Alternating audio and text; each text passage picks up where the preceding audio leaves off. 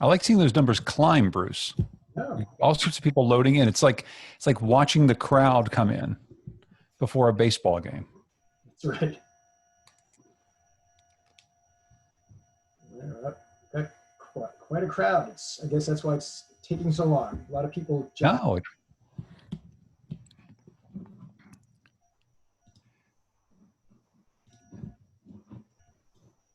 What's baseball? Asks Bernard Cavan. and Dan Schwartz asks, is there going to be baseball too? Well, I don't know. I suppose we could talk some baseball, Linda. Are you a baseball fan? Not so much. Not so much? No. See, I'm a big baseball fan. I'm very disappointed in not only losing most of the season, but kind of the way that they've decided to go forward with the season. It's going to be strange and unsettling, and watching games without any people in the stands. I don't know. Yeah, I'm a thoroughbred racing fan, and it's really weird to have had the Belmont Stakes before you have the Kentucky Derby. I know, right? Isn't that, yeah, I'm a golf fan, and to have the Masters at the very end in the fall, that's completely strange. It's a, Well, also, I mean, the Belmont's the longest of the Triple Crown races, but they couldn't ask these young 3-year-olds to run a mile and a half, so they had to shorten the distance. So it's not really a Belmont. it's not really the Belmont. That's right. That whole thing is weird. Same place, shorter race.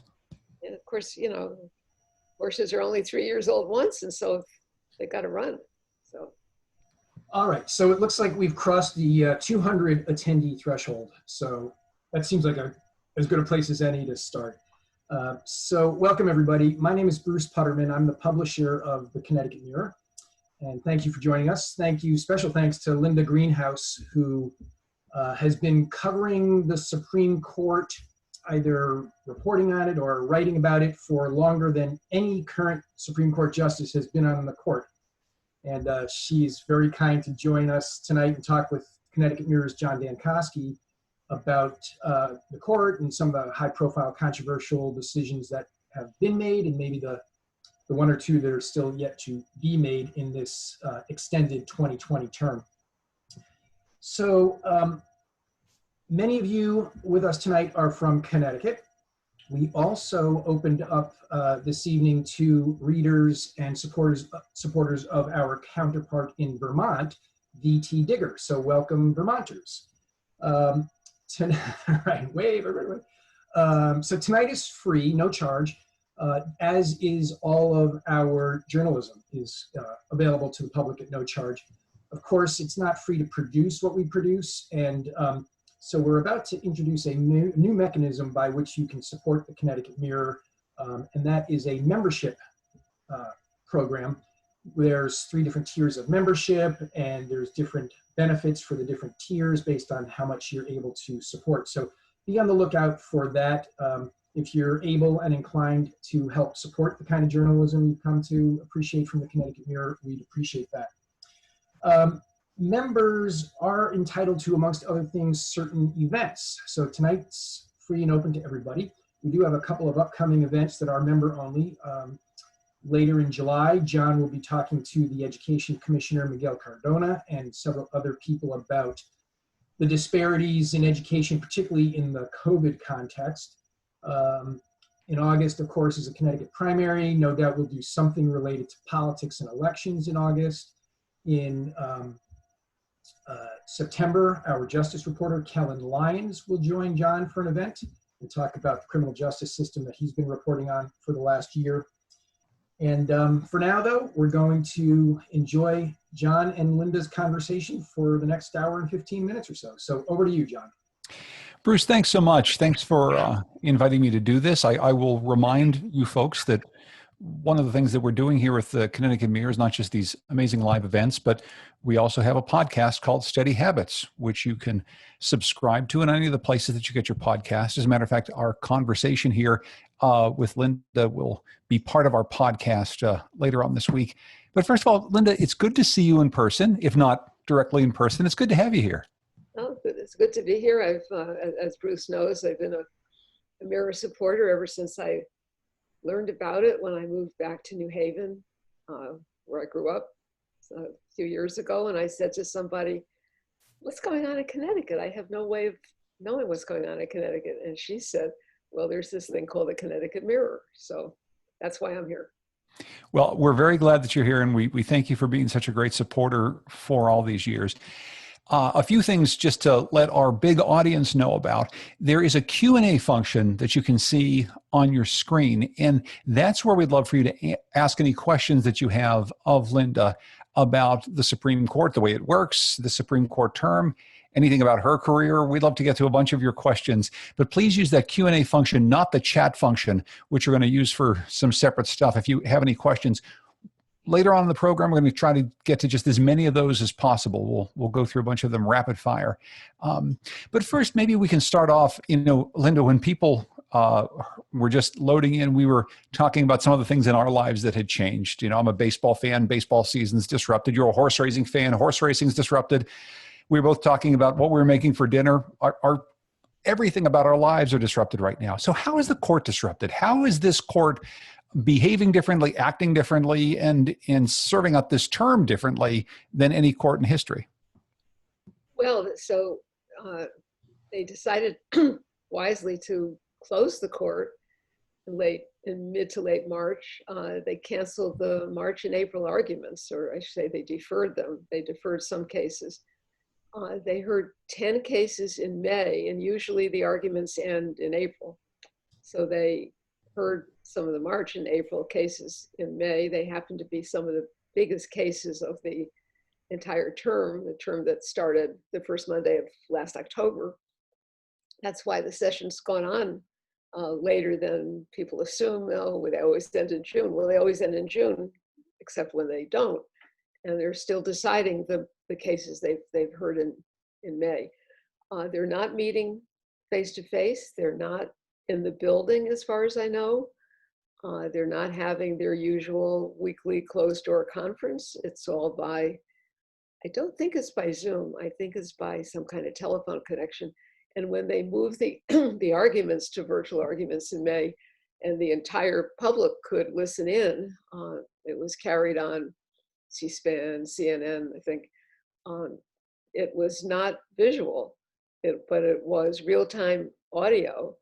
And that made a difference because you didn't get the visual cues that you would get when you have 9 people on a bench being addressed by one lawyer at a time, where justices typically are interrupting one another, interrupting the lawyer. It's a very lively thing. So it was set up so the Chief Justice would call on each justice for about 2 or 3 minutes to go through their questions. And of course, everything in the Supreme Court works by seniority. So he would first turn to Clarence Thomas, who's the senior associate justice, and then Justice Ruth Bader Ginsburg, who's the number 2 in seniority, and so on down the line to Brett Kavanaugh, who's the junior justice. And so it had a kind of a formal, almost scripted feeling that the flow of the usual argument's not like that at all.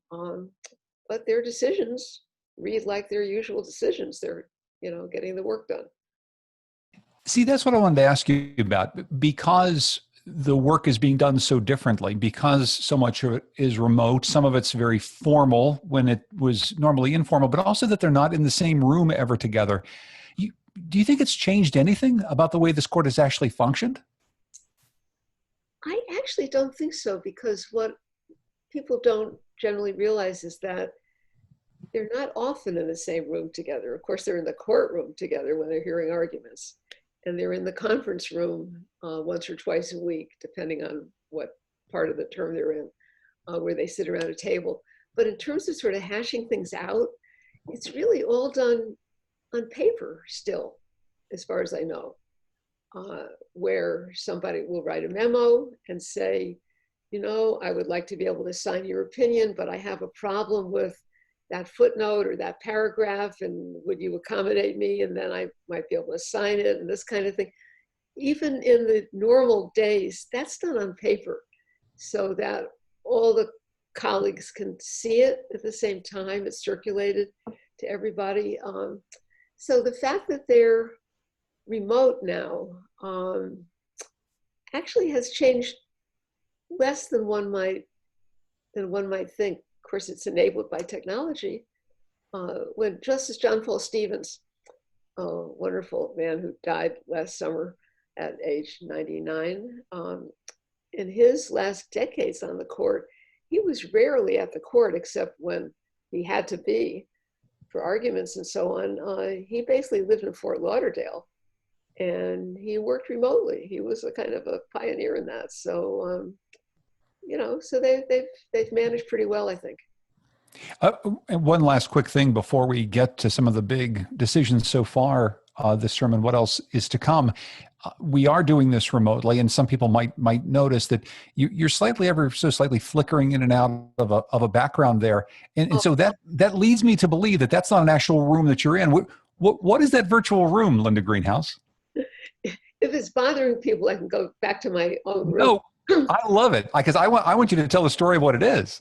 It is Thomas Jefferson's private office at Monticello, and Monticello makes this image and other images of the estate available on their website for download and use as private offices. And somebody I worked with had this, and I said, Bob, where the heck are you? I don't think your house looks like this. And he told me the secret, and I've been using it ever since, but now you've made me spill my secret. This is no, I think enough of us have been on Zoom calls to know that you might have some sort of a virtual background there, but I like it. I like the way it looks. Okay, so let's get into some of what the Supreme Court has actually done this year. And I think the best way to frame it probably is to say there have been some big surprises. And you and I talked earlier, and I mean, it's not a big surprise that there are three big surprises so far on the court, three big surprises that maybe a whole lot of people who are watching today were pleasantly surprised at, something maybe a lot of Republicans weren't very happy with. Let's talk about these three big decisions, the one having to do with DACA, one having to do with LGBT rights, and one having to do with a big abortion case. Which one do you want to take first? Well, I'll take Bostock, which was the LGBT case, because it was very interesting. And I wasn't totally shocked by the outcome, but the fact that Justice Gorsuch wrote the majority opinion holding that Title VII of the Civil Rights Act, which is the part of the Civil Rights Act of 1964 that protects against discrimination in the workplace, extends to LGBT people. And the court read the notion, by its terms, it bars sex discrimination on the job. So what is sex discrimination?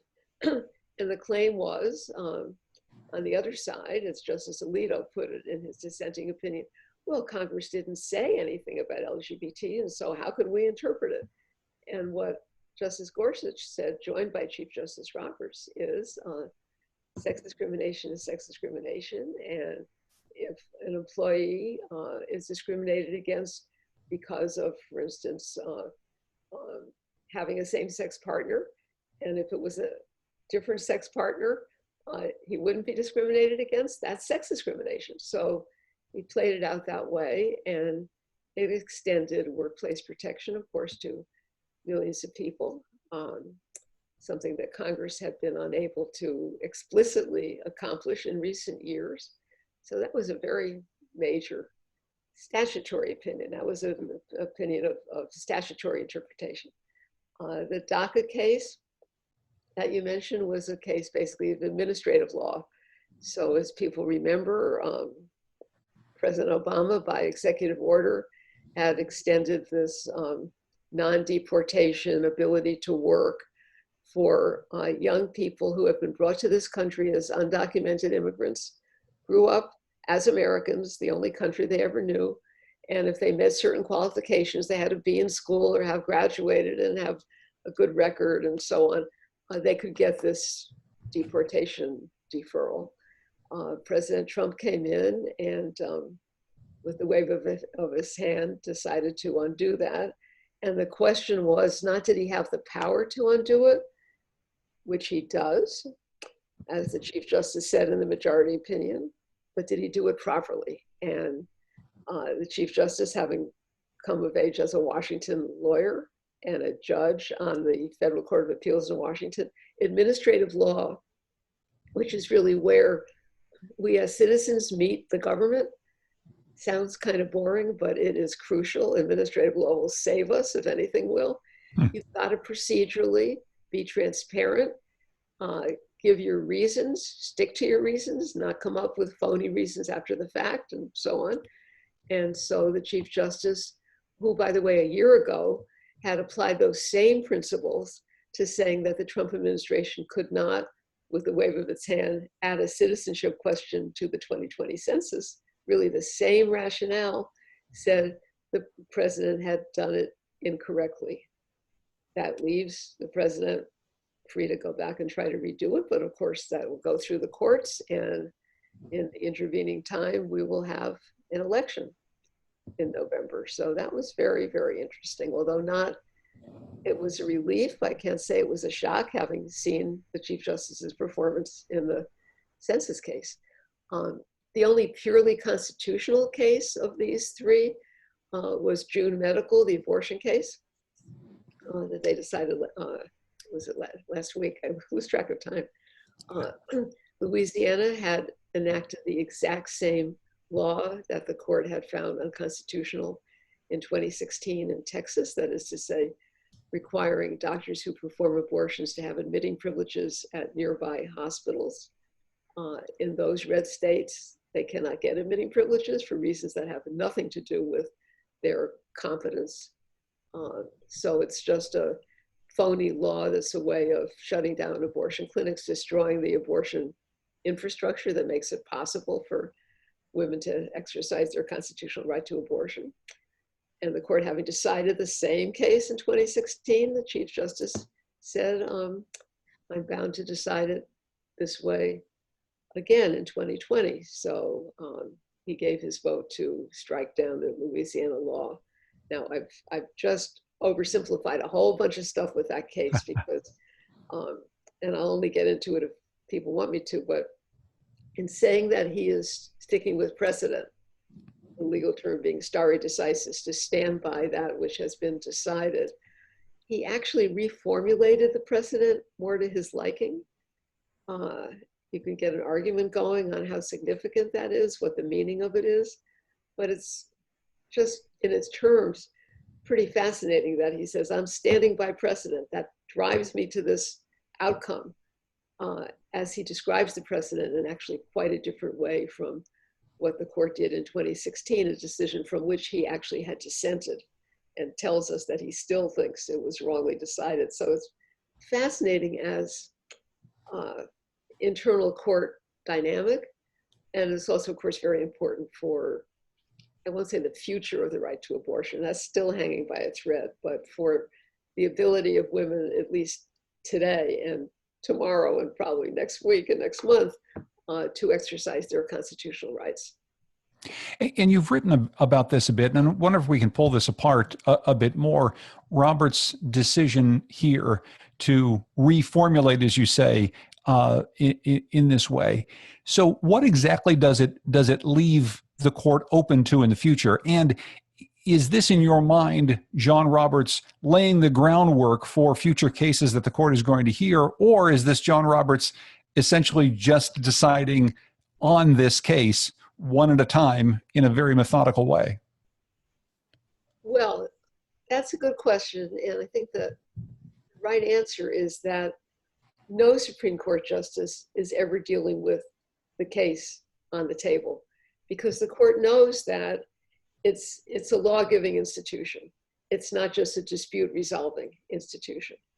And that anything it decides in case A is necessarily going to have an impact on case B, C, and D in the lower courts, as the lower courts try to interpret what the court has done and cases come back up. So of course he had the future in mind. You know, was he playing a kind of a shell game, shadow game here? I don't necessarily think so, but what he did was what the court had done in 2016 in a case called Whole Woman's Health. It was a majority opinion by Justice Stephen Breyer. Said, look, when you've got an abortion regulation excuse me, that is justified by the state as a means of protecting women's health, we've got to decide if it actually protects health. And if it doesn't protect health, or it doesn't protect health much on one hand of the scale, we put on the other hand of the scale, how big an obstruction is it? So it's kind of, it's a balancing test. It's kind of a sliding scale. You get very little benefit and a heavy burden, it becomes an undue burden. And that's the test for what makes an abortion regulation unconstitutional. The test set in 1992 in the case called Planned Parenthood against Casey. What the Chief Justice said is, you know, I never like that balancing stuff because I don't understand what you're supposed to be balancing. I want to go just if it's a substantial obstacle, then chances are it's an undue burden. We don't have to look at whether it gives any benefit.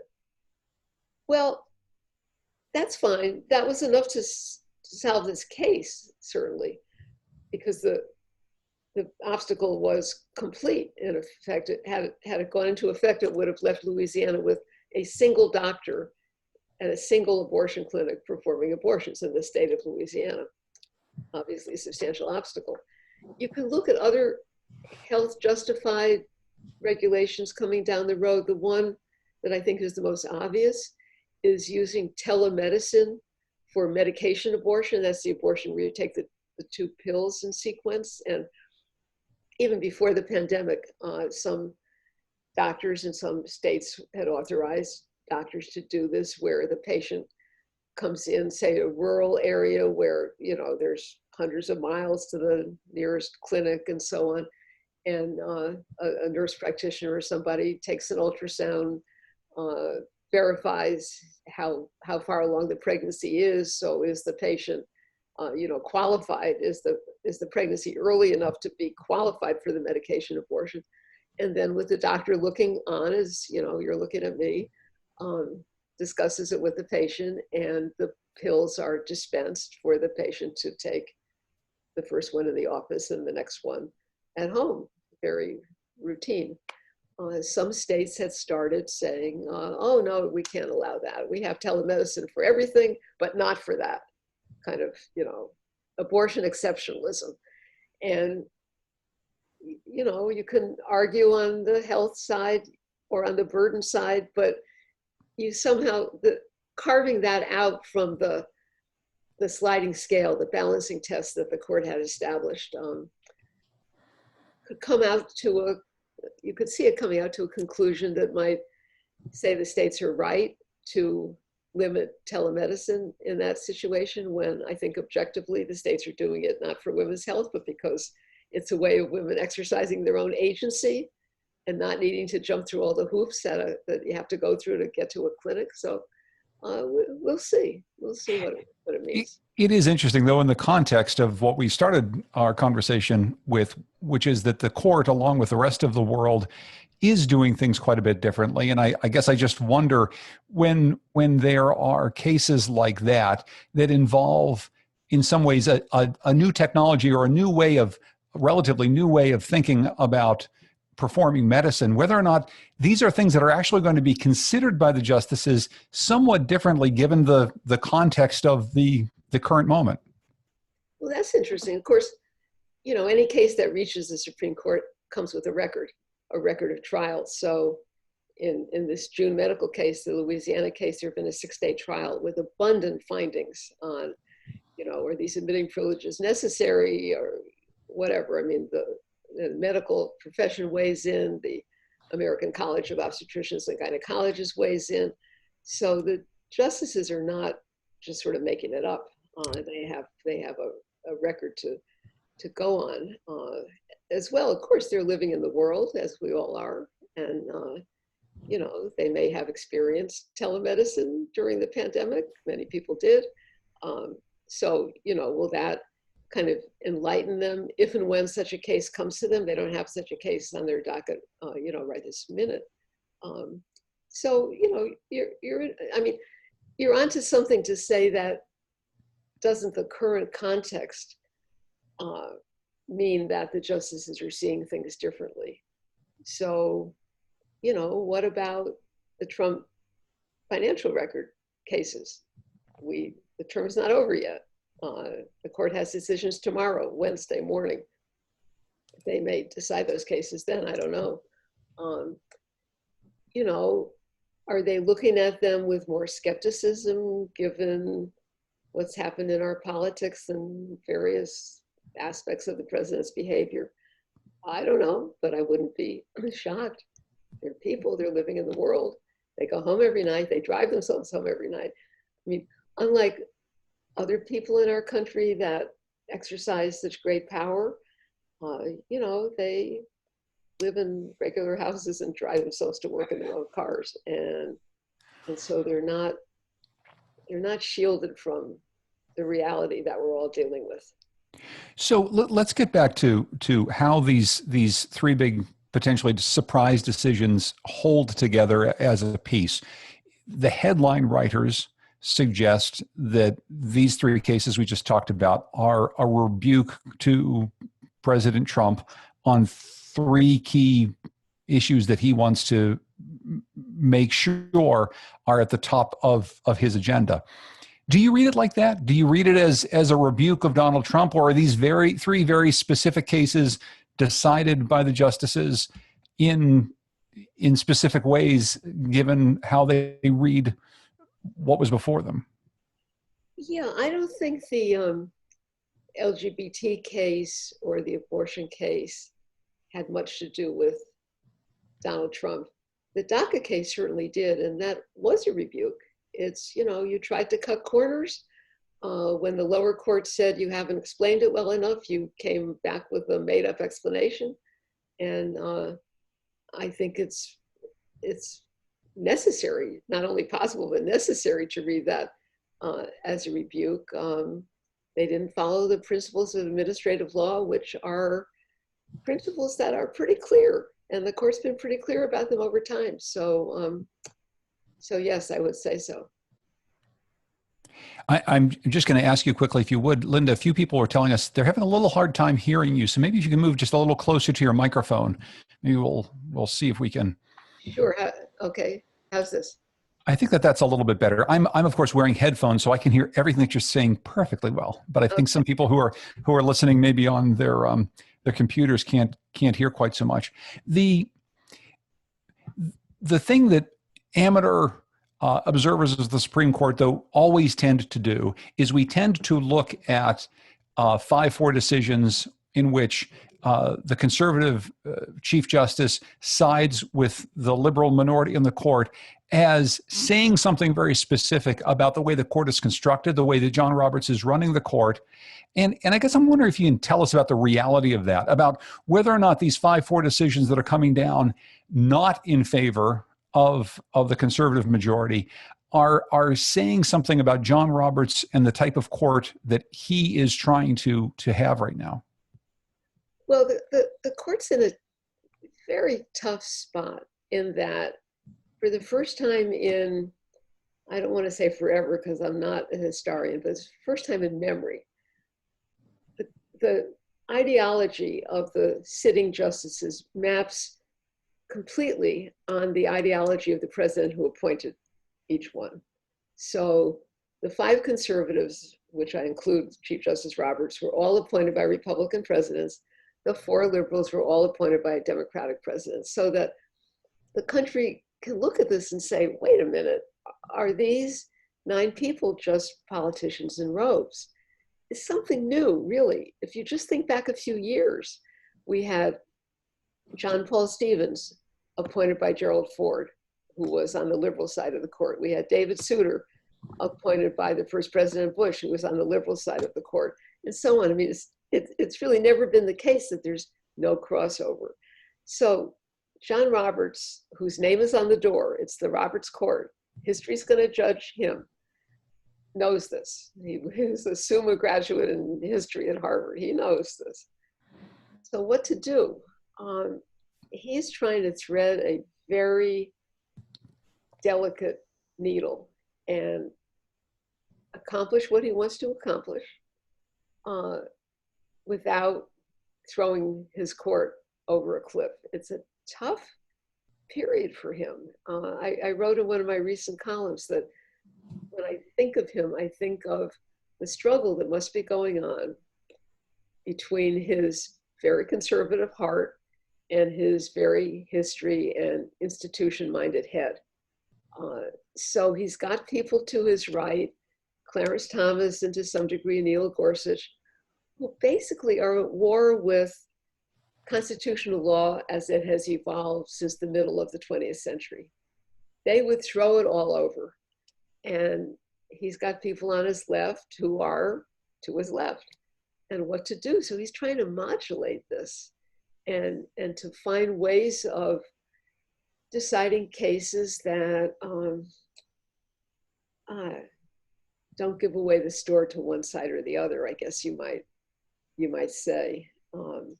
And that could be maybe a way of interpreting the abortion case,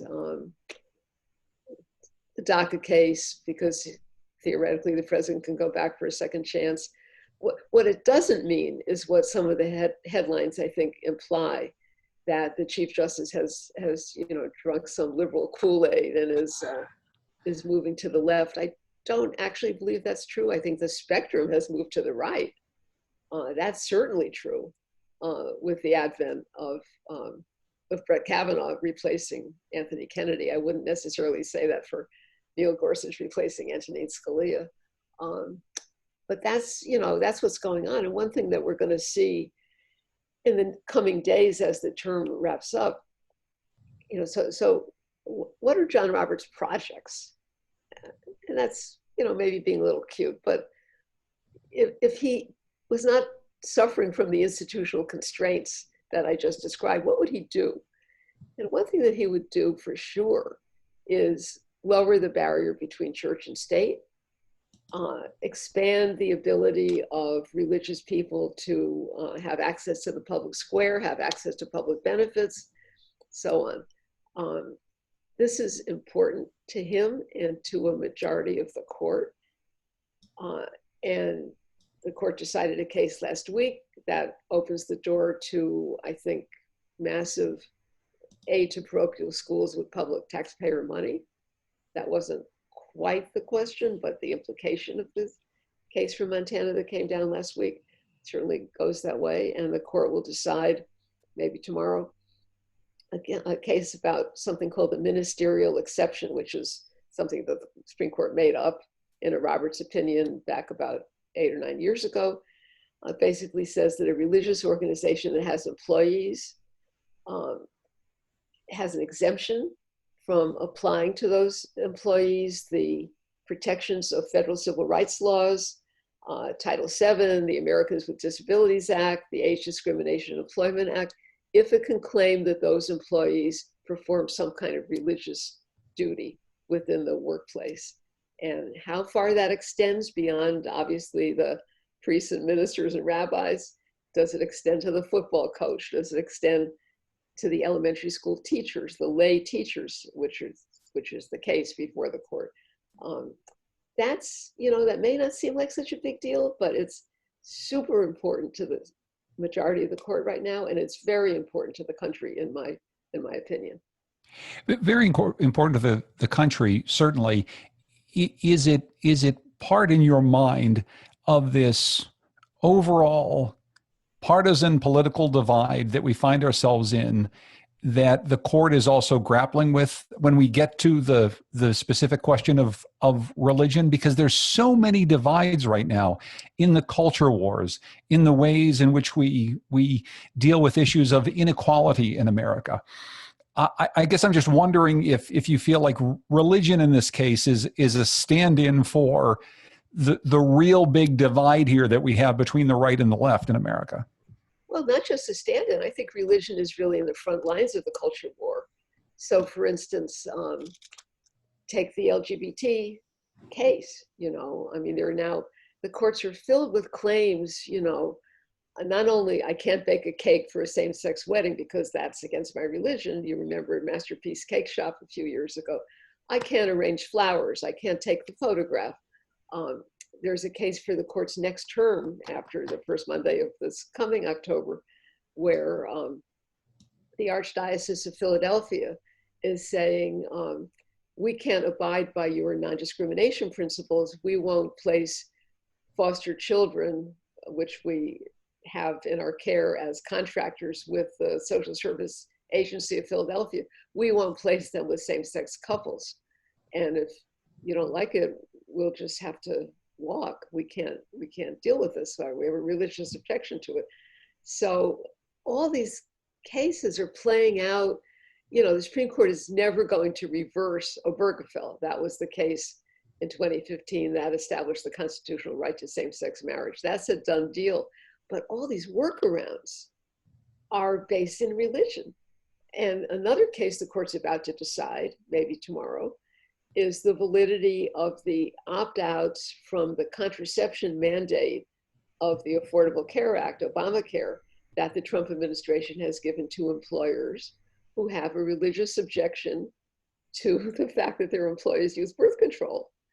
Now, you know, really, so there's no separating religion from the culture wars. The culture wars, in my opinion, are about religion.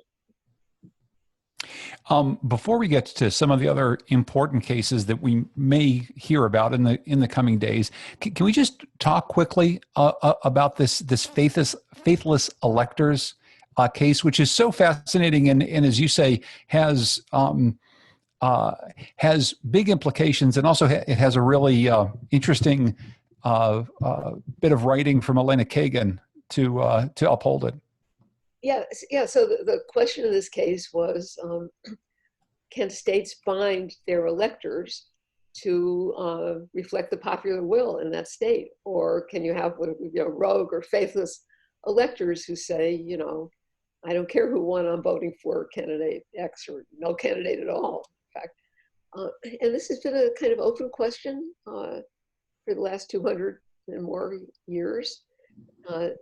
Seemed like kind of a tough issue. Two lower courts had divided on it. That's why the court actually took it for decision. And by a vote of 9-0, the court said, yes, states can bind their electors if they so choose. And Elena Kagan wrote the opinion. It's short, 18 pages. That's very short for a Supreme Court opinion. It's jargon-free. I guess what I told John earlier, what he's referring to is fun to read. She's got a lot of kind of modern cultural references to, you know, Veep and Hamilton or whatever. I encourage people, if you've never read a Supreme Court opinion and would like to read one, go on the court's website, go down, pull down the tab that says opinions. And this case is called Chafalo against Washington.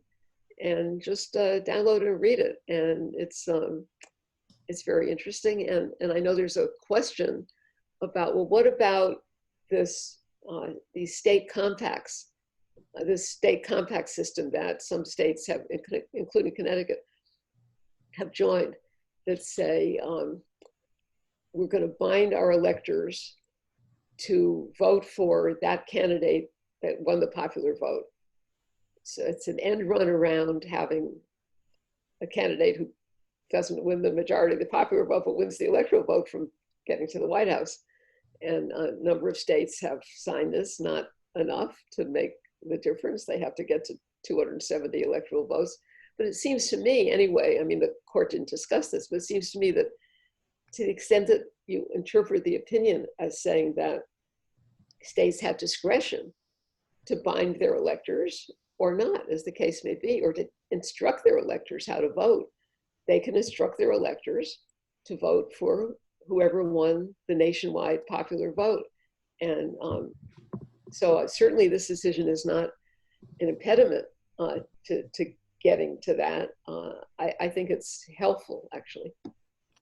I do want to ask you, though, about what role you think this court is playing already and will play in our ability to have free and fair elections between now and November, because that is clearly one of the biggest concerns in American life right now.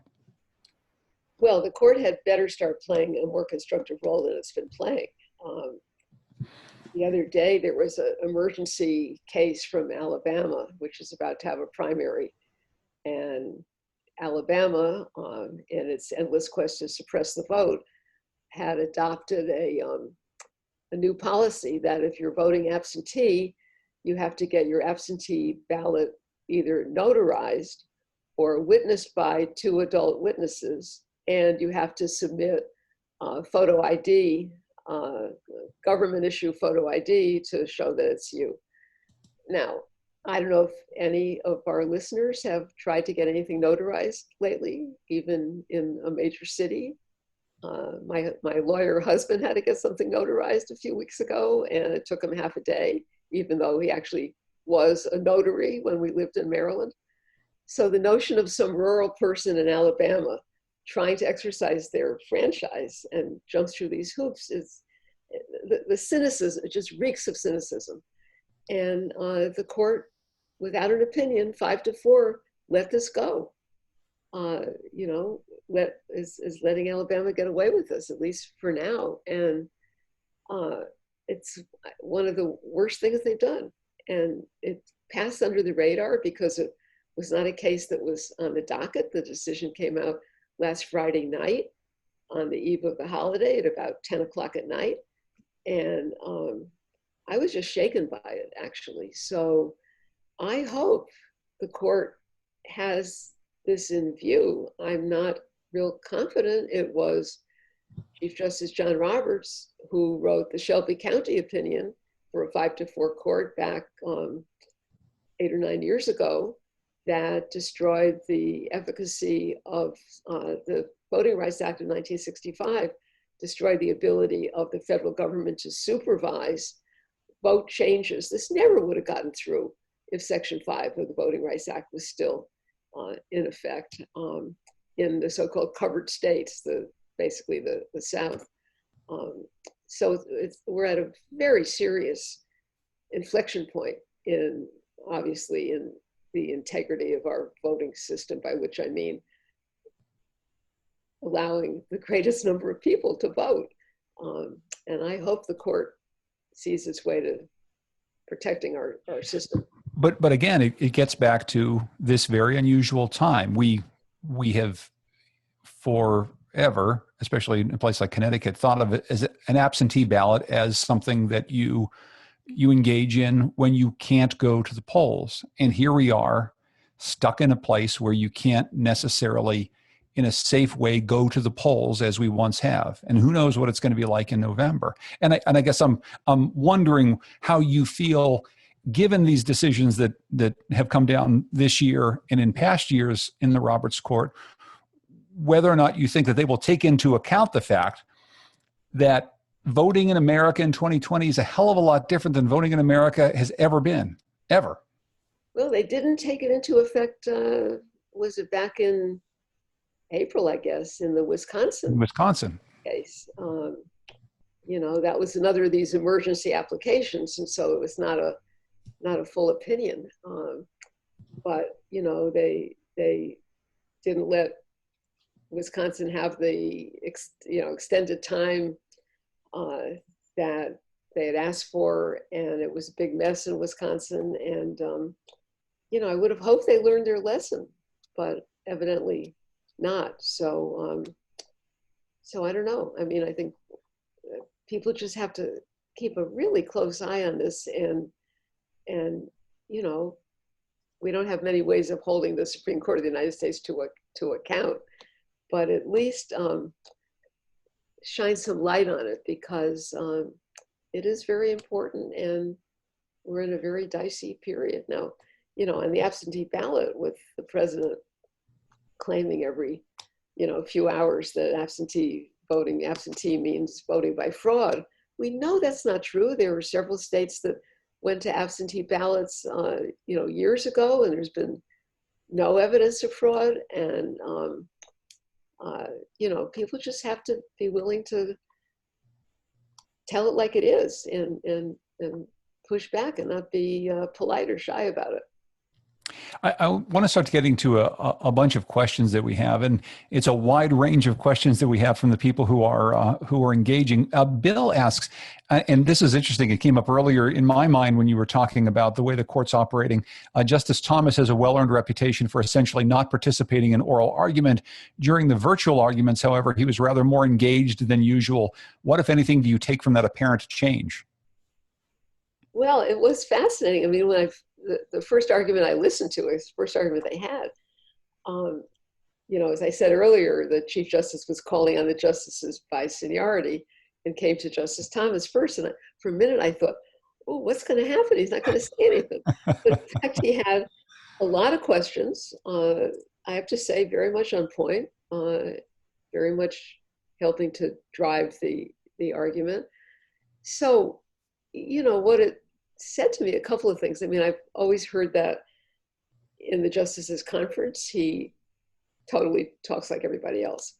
And so it just was a habit he got into of not talking on the bench. Didn't mean that he wasn't talking in his workplace, you know. So we saw, not saw, of course, we didn't see anything. We heard the Clarence Thomas that I'm told is the Clarence Thomas that his colleagues see and hear on a regular basis. So that was, you know, pretty interesting.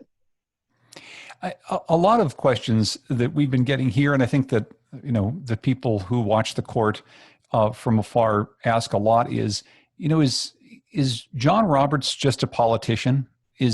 Are his decisions inherently political? And you discussed this earlier, but how much do you believe that he is thinking about politics, if at all, when he is running the court or when he's making his decisions? Well, you know, I never like to pretend to know more than I know, and I haven't had John Roberts on the couch. I think he believes that he is fulfilling his judicial function. He does not believe that he's acting as a politician, and he would be horrified to think that he was. You know, but we all see things the way we see things. And, you know, obviously anybody who, you know, wanted to dice up things that I've been saying on the program so far, it's obviously that I come at these things from a progressive point of view. He comes at things from quite a different point of view. And he's always got to decide, okay, the main thing anybody on the Supreme Court has to do is hold 5 votes, right? That does not always happen. So, you know, what's my running room? What are the options that are available to me? What am I trying to accomplish? What can I accomplish? How's this going to look? What are lower courts going to make of it? All those things, they're intangible, some of them. And, you know, so I push back a little on this sort of, you know, either or, you know, who do you like best, your mother or your father or whatever. It's more complicated than that, but he's certainly very aware, because he's a smart person, that he's operating in a highly political environment in which the legitimacy of the court is called into question by commentators, by scholars. You know, he cares about the court a great deal, I'm sure. He clerked on the court. He clerked for Justice Rehnquist. He argued before the court. That was his professional life. And he doesn't want to leave it weaker than he found it. So that's part of his equation, I'm sure. But there's a feeling, and again, we always believe that the thing that is happening to us right now is the way it has always been, or the most important thing that we've ever experienced. And I think people say this is the most political Washington's ever been. It's the most political America has ever been. It's the most polarized America has ever been. And I'm wondering if you get the sense that not just Roberts, but the court feels that. Do you feel it, as someone who's observed and covered the court for such a long time, that this is a very different atmosphere that they're in than has ever been before? Well, it is different. I mean, I started covering the court in the late 1970s. And at that time, anybody arguing a case before the court had to make a pitch to 3 or 4 justices in the middle of the court. There was not, you know, an Anthony Kennedy, 4 on one side, 4 on the other, and the decision was going to depend on which side of the bed Anthony Kennedy got up on that morning. It was a very different dynamic. And so, you know, it's changed over time because Republican presidents in the interval had many more opportunities, just as it happened, to put people on the court. Uh, so yes, I mean, I'm concerned, and I've written a lot about concern about polarization and legitimacy of the court is almost a cliche by this time, but what do we mean by legitimacy? So a professor at Harvard Law School wrote I think, very smart article, actually a book, within the last year or so. He said, what do we mean by when we talk about the legitimacy of the Supreme Court? He said there are three kind of definitions of legitimacy. There's legal legitimacy. That means, is the court making use of the materials available to it? Honest use of precedent, plausible interpretations of statutes, that kind of thing. That's legal legitimacy. Then he said there's sociological legitimacy. Do their decisions strike the public as being plausible, as being within the zone of acceptability? And then ultimately there's moral legitimacy, which is much more ineffable, and the mortals among us can't really evaluate that so much. Although maybe we, I might ding the Shelby County, the voting rights case, as not displaying moral legitimacy, actually, but that's maybe above my pay grade. But I think John Roberts, I think the justices kind of know all this. They've got other imperatives too. I mean, they have things they want to do. They have precedents on the books that they think are profoundly wrong. They have, goals they think the law should achieve. And every case, or cases, some more, some less, bring all those things into focus, all those things into balance. That's what makes it so fascinating to be a court watcher in these times.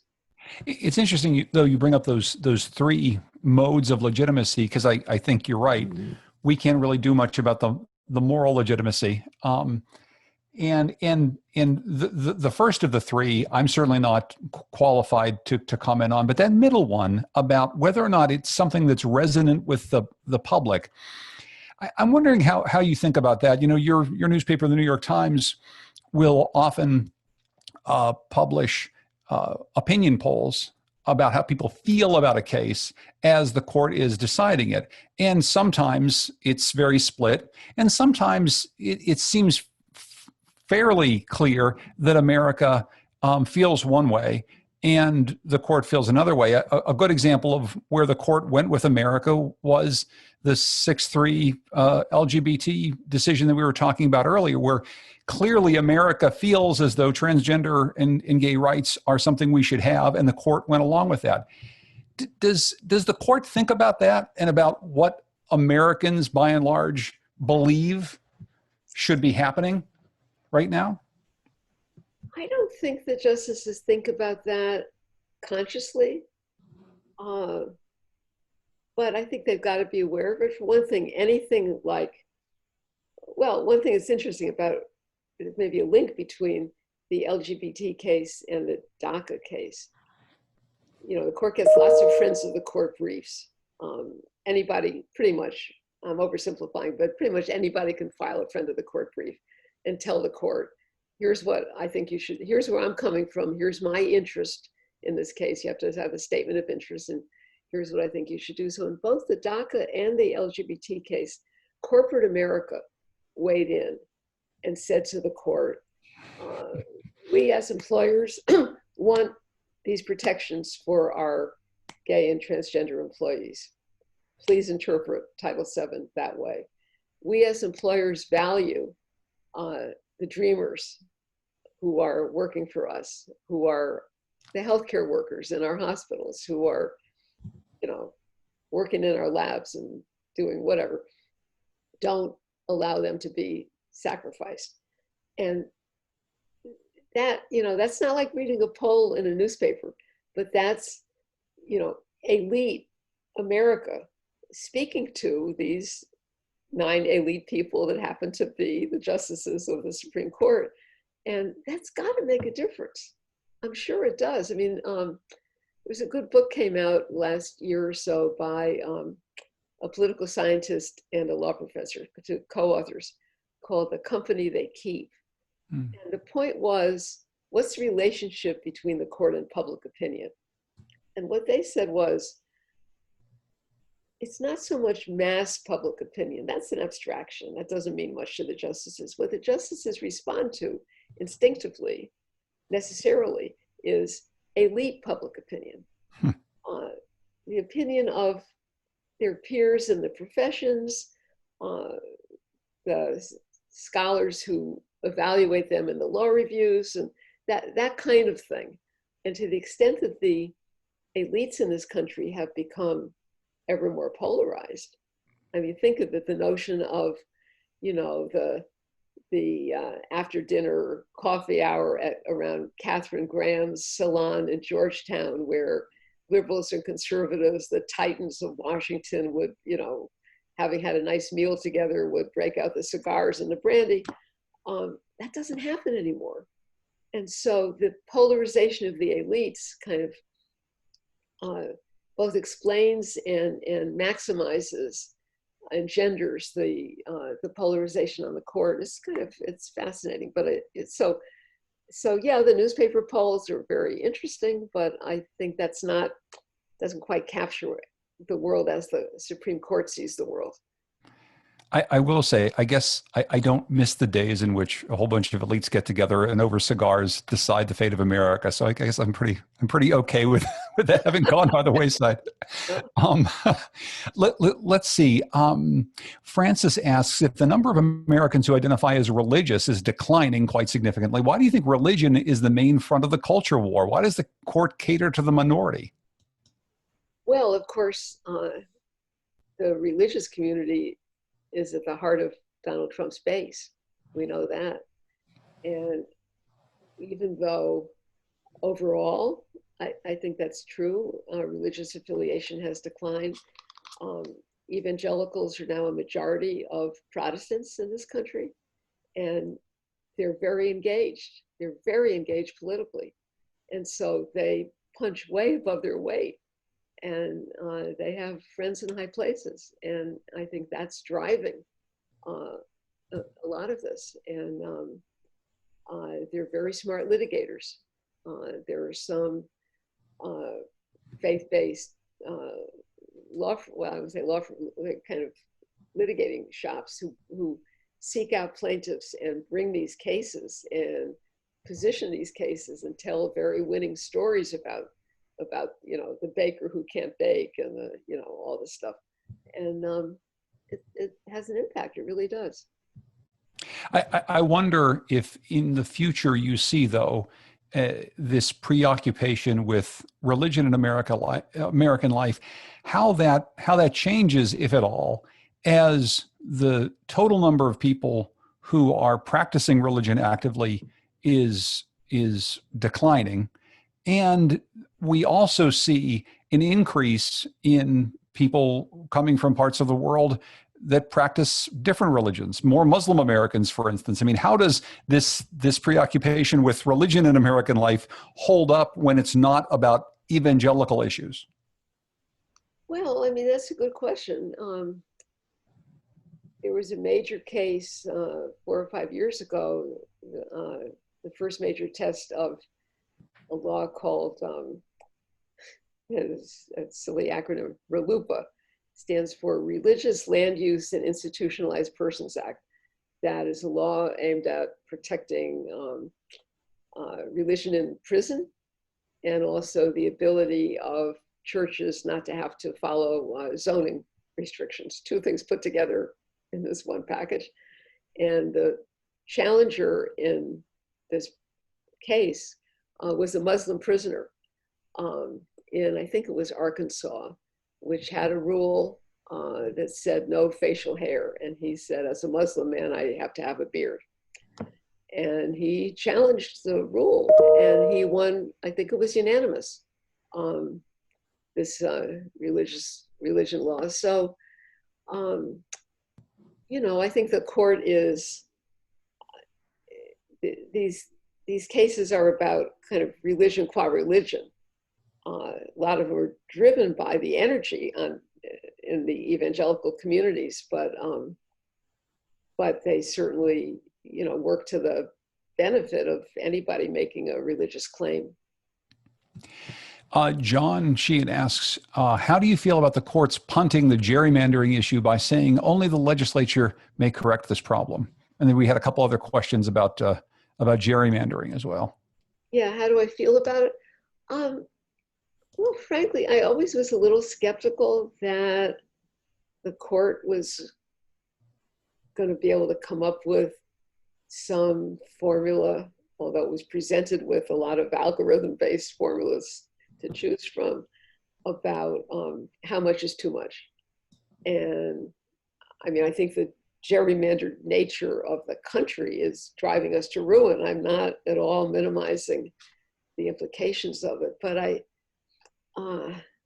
always thought it was a tough call for the court, and I wasn't surprised that the effort to enlist the court in this effort ended in failure. I mean, I think the only way to go is for people at the polls to demand that we turn this over to nonpartisan commissions, or some, like as I believe California has done, or I think Arizona has something like that too.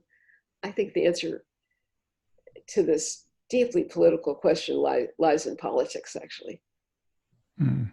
Well, speaking of politics and also having to do with elections, Claire asks, is there anything to be read into by the states, such as Vermont, that have suddenly agreed to and encouraged absentee ballots and vote by mail? Is this some sort of rebuke to the court or government? You know, speaking earlier to that question of this court not seemingly being on the sides of opening up voting to more people, does it then prompt, in Claire's mind, states to step forward and say, we're going to encourage this? And then is there some sort of a tension point here down the road?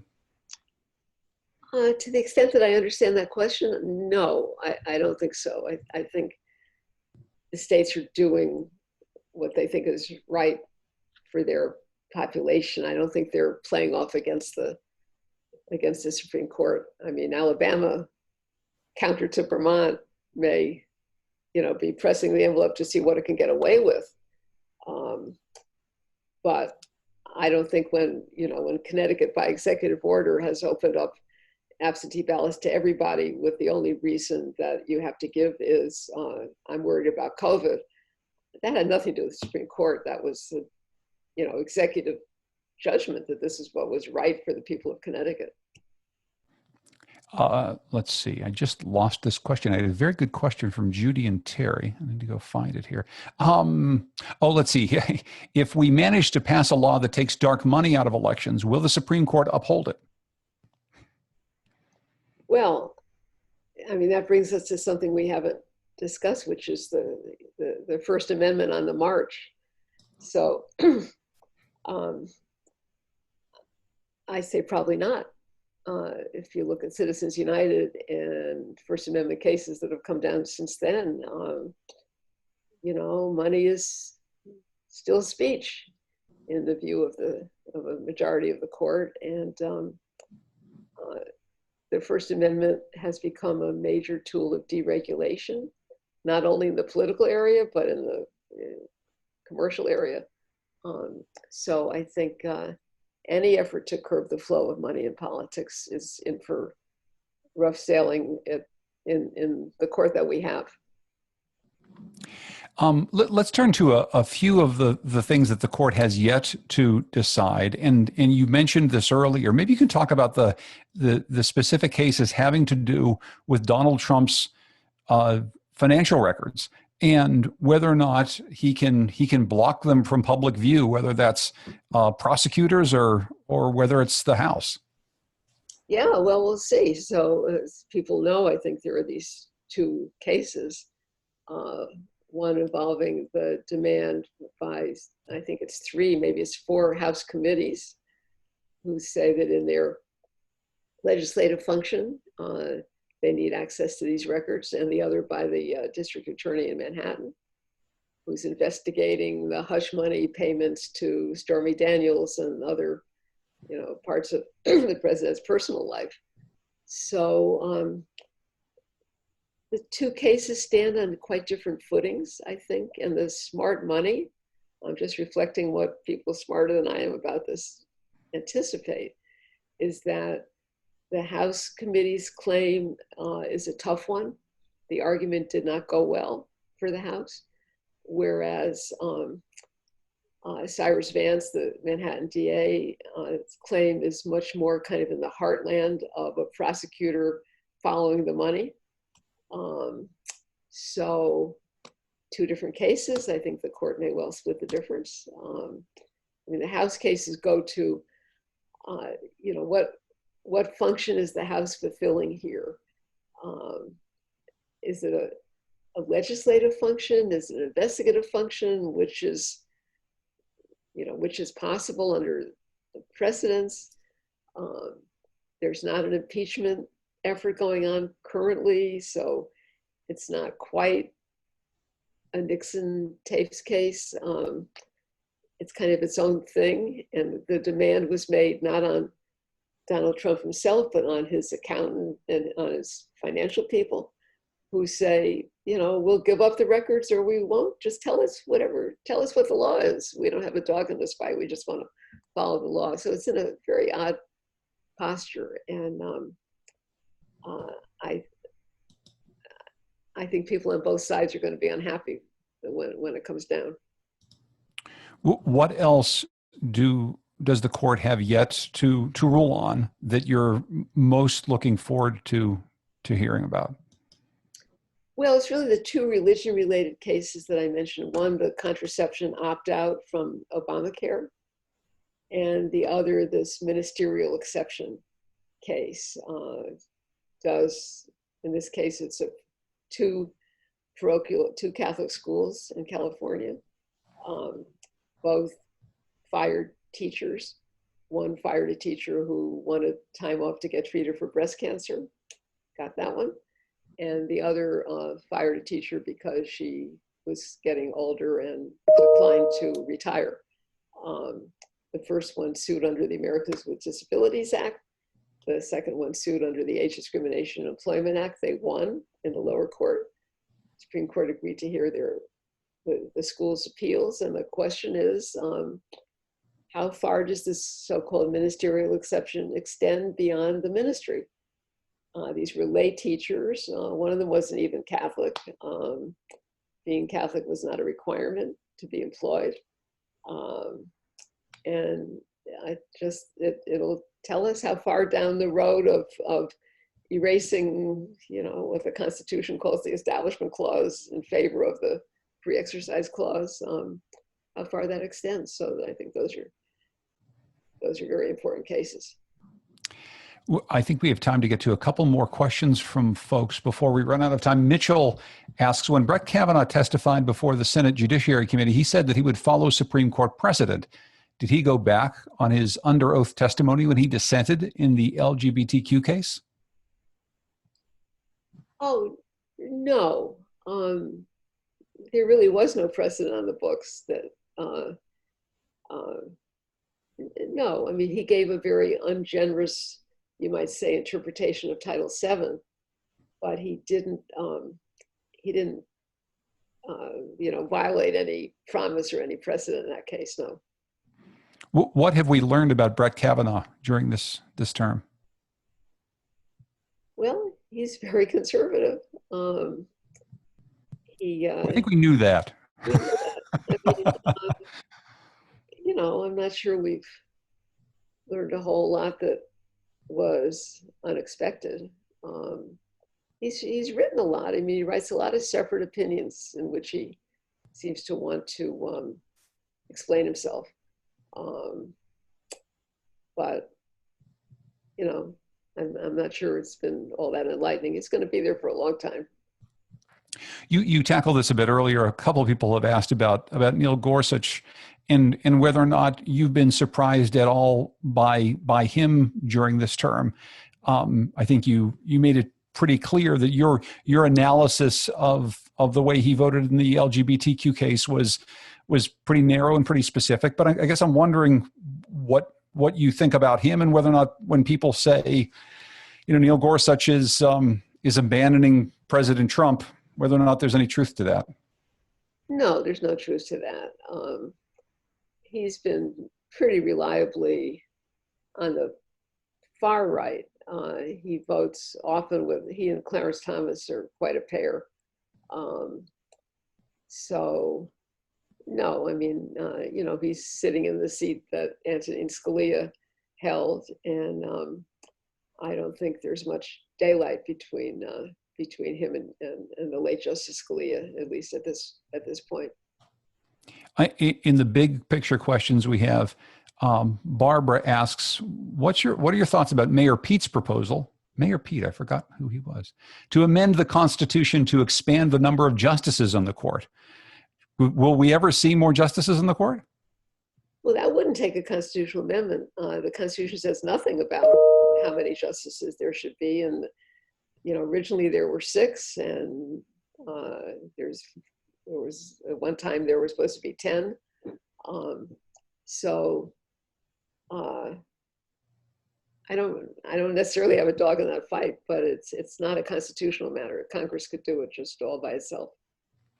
Would you change anything, Bernard asks, about the confirmation process? Obviously, the confirmation process has become difficult, let's just say, in terms of the way that the rest of America has to watch it, and it's a very political process.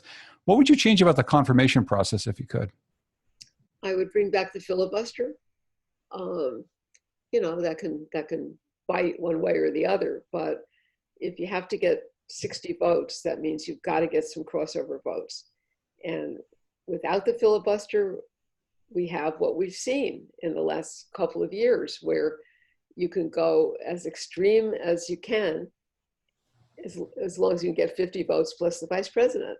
And I think that's a bad dynamic.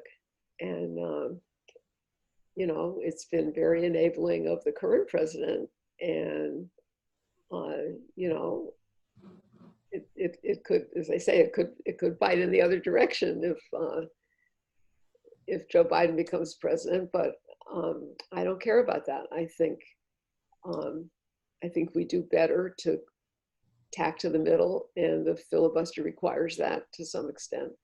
Some countries, Germany, for instance, requires a supermajority to confirm somebody to their constitutional court, and they have a very good court, and other countries do too. So that's something I would advocate. I guess a last question for you. I mean, what do you think of this court? I mean, you used to cover the court on a daily basis. Now you write opinion columns about the court. I guess I'll ask you first how you think this particular court is doing, and whether or not your view of the court has changed at all as your role in covering it has changed. Oh, I don't know. I mean, I care about the court. I think the country needs a court it can respect and believe in. I worry about the court. I worry about the polarization.